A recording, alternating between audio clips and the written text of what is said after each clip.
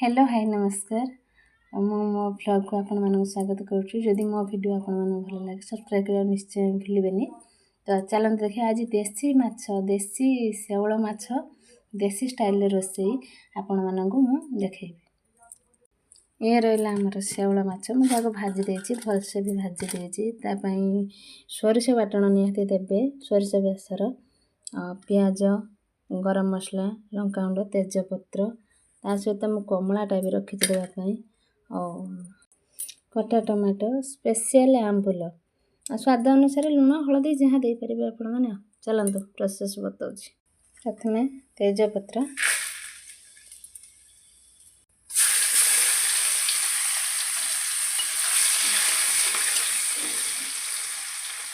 पियाज पड़गला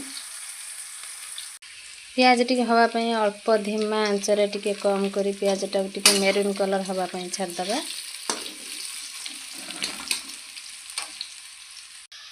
आम सोरिष आसन देवा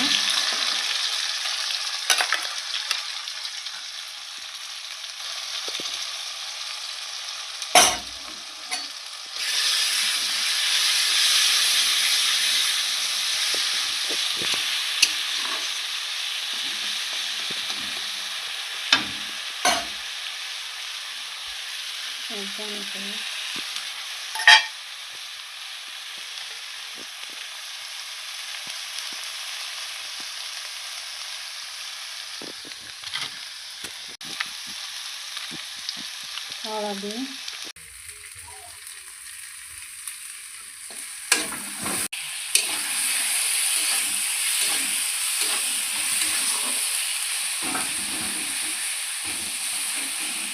मसला तो भल भाव कषि हो पानी भी छाड़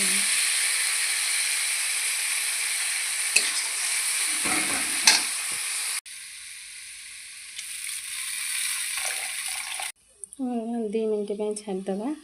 तापर माछ दबा तापर एबे माछ टिकी छाड़िबा।